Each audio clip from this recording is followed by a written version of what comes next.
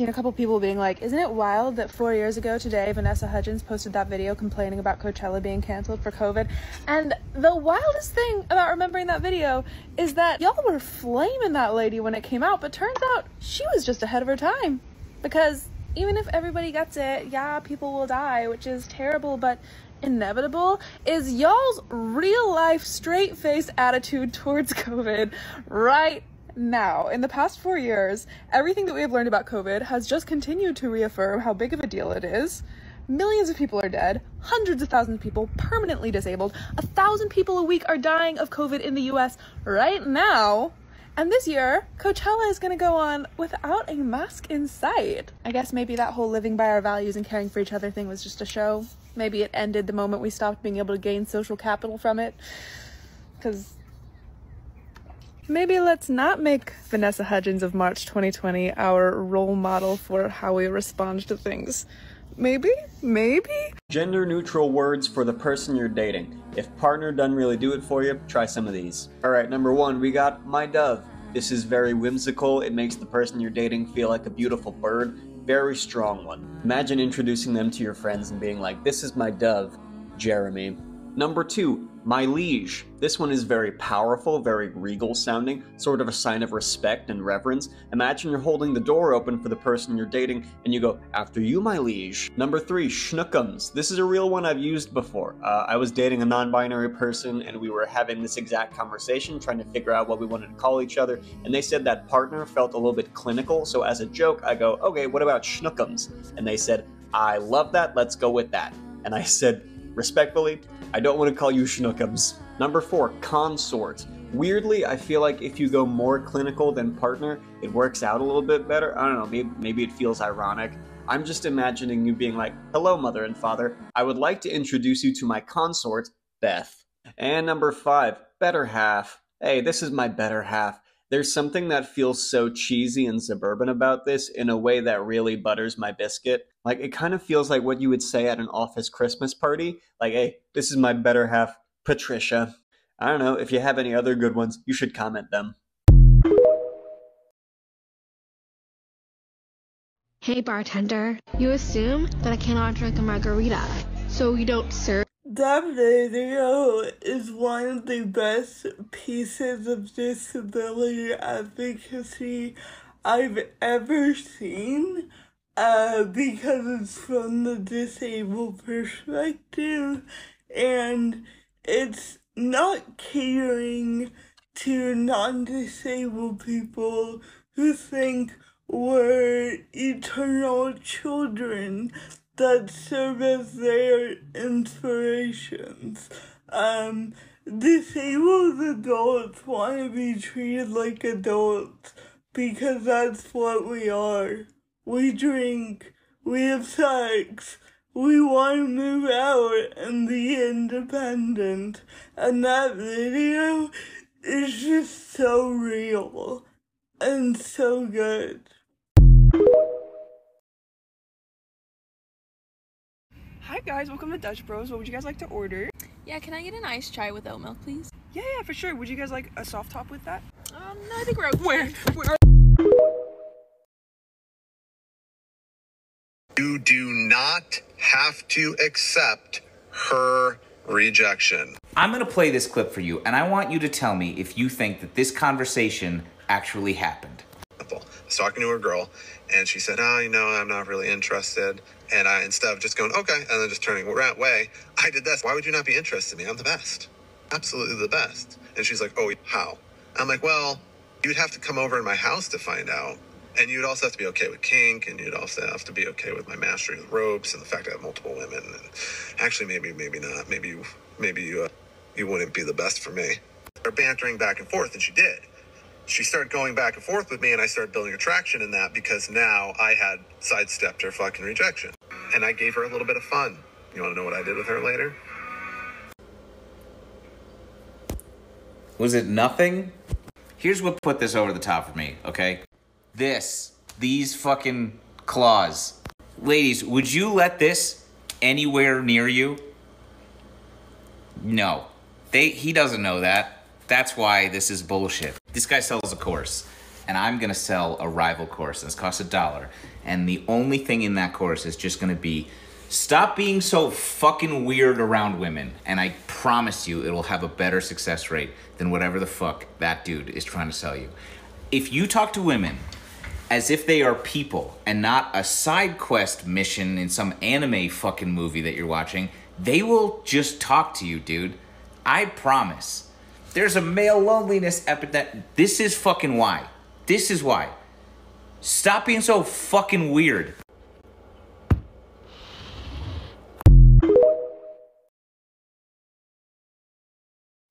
There's a finding that has come out of the pandemic that as a developmental psychologist, I cannot believe everybody isn't talking about. Trigger warning, I will not be going into specifics, but I do talk about child abuse. So for individuals in the field, when the pandemic started, there was a huge level of concern because we have seen historically that when there are natural disasters like hurricanes and earthquakes, rates of child abuse go up. But the craziest thing happened.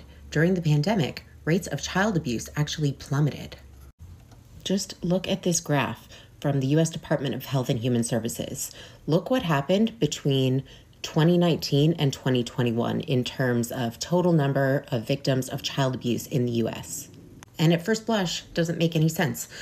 Initially, individuals said this isn't actually really what's happening. This is just the byproduct of people not being able to report child abuse. So this is just, all we're seeing in this graph is a decrease in reporting of child abuse.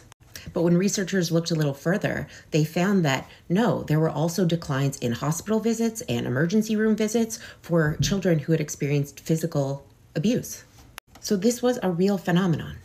And the question becomes why during the pandemic, but not other natural disasters, we would see a decrease in child abuse instead of an increase like we've seen in the past. And now we think we know why. A commentary from the American Medical Association, Pediatrics, amongst others, posit that the reason why we saw a decrease in child abuse during the pandemic is because of the unprecedented level of support families were receiving. Financial support, stays on evictions, better access to food. That appears to be the explanation as to why child abuse rates were dropping, despite all the other stressors of just being in a pandemic. And if that sounds crazy to you, actually it's not. When researchers want to study the effects of abusive caregiving, they'll frequently use rodent models. And to have an abusive rodent caregiver, they don't just go out into the wild and find one, they make them. Do you know how you make an abusive rodent mom? Take away almost all of her bedding.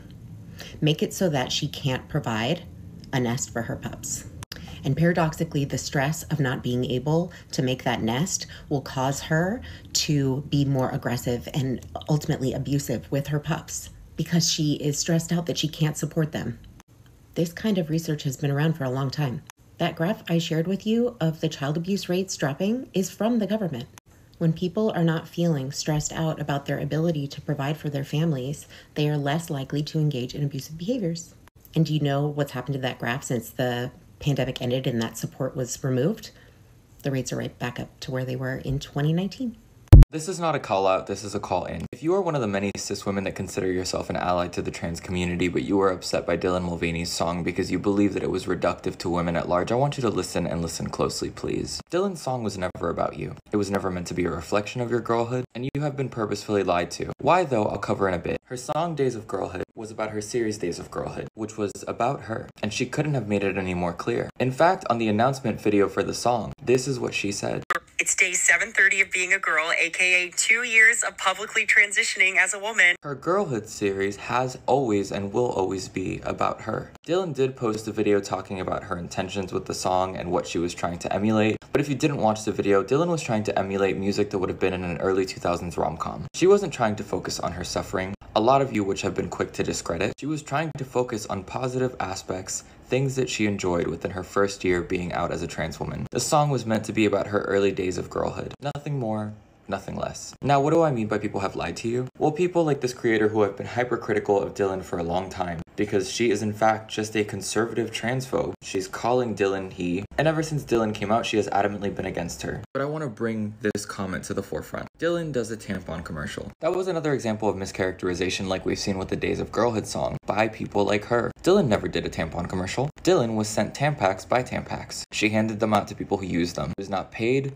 She was not the face of the company. Both of those things were absolutely fabricated and mischaracterizations of what happened to further demonize her. And the Woman of the Year title that people continuously get bent over was from a UK publication, one that you've probably never heard of and don't care about, and it was a queer publication. Dylan is a queer woman. If you believe that she's taking away something from actual women, I'm sorry to break it to you, but those of you who center this notion that we have to center actual women's voices are telling on yourselves. The thing about getting into a heated situation like this is oftentimes unknowingly you're revealing your position. You are revealing that you are not as feminist or as woke as you claim to be. And I know that because I saw thousands of comments of women saying, well, Dylan's doing a misogyny and she's never experienced a period. She's never experienced childbirth. And that's exactly what feminism fought against, that women not be reduced to baby makers. But all of a sudden, it's fine when you don't like what a trans woman is doing, even if the reason you don't like it is a complete mischaracterization of her. And I think the most insidious part of this all is that if all it takes for you to turn against trans women, as a cis woman, as somebody who knows firsthand what gender violence is like, as somebody who probably grew up being told that if you have any hair on your upper lip, you are manly, or if you don't shave your legs or your downstairs, you're gross, is that you're now turning around and doing it to trans women. You want to believe that feminism has gotten so much better in 2024 as your reproductive rights are stripped, and as new bills are proposed and passed stripping queer people of their rights across this country every single day, and as you purport the exact same exclusionary feminism that we were supposed to have moved past a long time ago. And even before the ramp up of all of these things in the last few years, did things get better for everyone or did they get better for you? Because that is the exact same criticism of white feminism that we saw from the 1920s. A subsect of women gets access to rights that they didn't have before and they abandon other women. But something I really want to bring to the forefront is if you as a cis woman are this quick to dismiss a trans woman's womanhood, again with the gender violence you faced, why do you think it's so easy for cis men to sleep with us and once they've gotten what they want out of us, they become violent? That's the kind of shit that gets us killed. Because in both your eyes, we are only women so long as we are convenient, respectable, and subservient to you. And even if we don't make the missteps that you characterize us to have made, we will still have to answer for our perceived sins. I want to talk about two creators really quick. My mutual Jory and Dylan Mulvaney, and you're going to see why in just a second. Dylan Mulvaney is a very successful trans woman on this app. Jory, no offense to Jory, is a semi-successful trans woman on this app. And the difference between them is one of them is white and rich, and the other is black and not. I don't know everything about Jory's financial status, but I'm telling you right now that she is not rich by any stretch of the imagination. Dylan Mulvaney has gotten on estrogen facial feminization surgery, met the president, bought a house, and was like on the face of beer cans for a little while there. And while she's faced a lot of transphobia, absolutely, because she's like massively known, she's also extremely successful. You don't just meet the president out of nowhere. Jory, through all of her transness and transitioning and everything she has done for people on this app, has not received really any of that at all. She was on estrogen for a while and then only within like the past year-ish got her facial feminization surgery. All right. And that was because after gaining so much money for a trans organization, she was allowed to keep money that was very specifically and publicly said would go towards her facial feminization surgery, was allowed to keep that, and then got it. And you all are really upset with her. You all have treated her nothing but unfairly, especially after she got to go to Paris and propose to her girlfriend and got them something nice. After years of not being able to do that. I would love to have the reach of Dylan Mulvaney. I really would. I would love to have that amount of money and be that successful. I would love to be rich, white, and skinny, okay? But I'm not. And neither is Jory. And so what really upsets me right now is the double standard that we hold for trans people in this community. Y'all never want to hear it, but you treat white trans people so much better than you ever do the black counterparts within this community. And this is nothing against Dylan specifically. I am very happy for her success, but it is hurtful to see people hype up one person and then drag the other through the dirt. And this is not to say that Dylan does not face any form of transphobia or anything like that. Dylan definitely faces a lot of hate. In that same breath, you need to understand the reach and the difference in visibility between these two people, okay? And what Jory has very specifically done for the community across her entire time of being on this platform. It is just so disheartening to see y'all be so hateful towards a member of our community because of the color of her skin. That is deeply depressing, and you all need to do better. You need to apologize to Jory. Make her fucking day. I don't know, but what you all are doing to her right now, vile, disgusting. I don't know. I can have problems with people. I cannot agree with people personally say. I don't have to like people, but I will never go that far out of my way to make people feel miserable. And that is what you have done for Jory. Jory sat here when I was going through a really awful time in my life because of y'all and your lack of understanding towards things and the racism that was thrown towards me. We became mutuals, and through that, I've been able to be privileged with seeing so much of her inner thoughts and her transitions and what she's done. And in return, this is how y'all treat her. She's been nothing but kind and a vital community member, and this is how you all treat her? I don't even have the words for y'all. Just do better. Be better people. Change yourself. Genuinely. You're not great.